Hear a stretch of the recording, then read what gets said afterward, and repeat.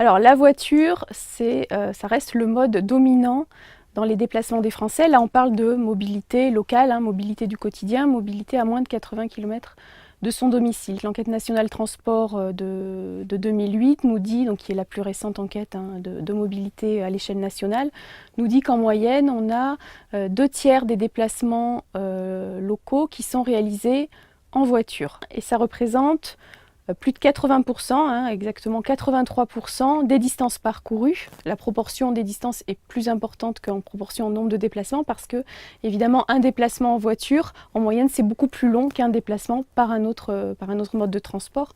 Donc la part de la voiture dans les distances est bien supérieure à sa simple part dans le nombre de déplacements quotidiens. Un autre fait important, c'est que la voiture est particulièrement utilisée pour les déplacements domicile-travail, qui sont quand même des déplacements très structurants pour les gens. Là, on est sur 73% des déplacements domicile-travail qui sont réalisés en automobile. Alors, par rapport au début des années 80, il y a eu une augmentation assez forte de la part de la voiture dans les déplacements locaux, parce qu'on était à un peu moins de 50% des déplacements, et là on arrive sur un chiffre qui est à peu près 66%, les 2/3 des déplacements.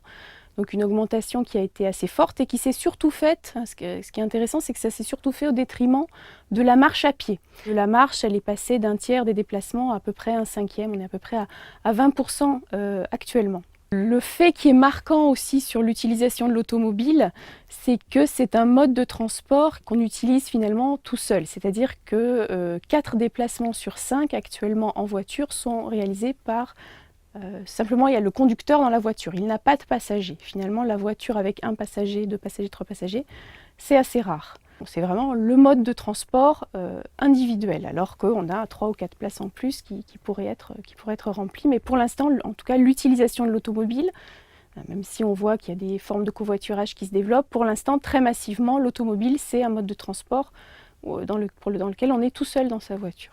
On les a interrogés sur est-ce que vous pourriez faire autrement ?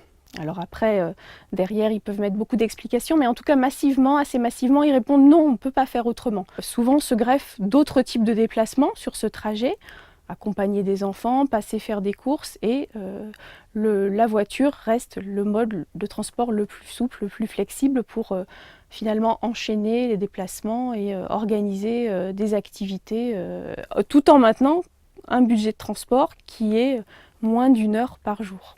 On est plutôt sur une tendance de ralentissement, voire de stagnation de l'utilisation de l'automobile, parce que quand on regarde les enquêtes de transport entre celles effectuées au début des années 80, la suivante qui était au milieu des années 90 et la plus récente, donc qui était à la fin des années 2000, là en 2008, ce qu'on constate, c'est que la forte progression de la part de l'automobile dans les déplacements quotidiens, elle s'est faite entre le début des années 80 et le milieu des années 95. Depuis, on est sur finalement une tendance plate. Soit on arrive à une sorte de seuil, il y a une hypothèse qu'on arrive à une sorte de seuil, voire qu'il va y avoir une décroissance avec la montée des préoccupations environnementales, l'existence de modes alternatifs finalement de plus en plus fournis, et puis la crise économique qui fait que la possession et l'utilisation de la voiture deviennent de plus en plus chères. Mais en tout cas, on est clairement plutôt sur un palier pour l'instant. La baisse ou la stagnation en tout cas de la part de la voiture dans les déplacements,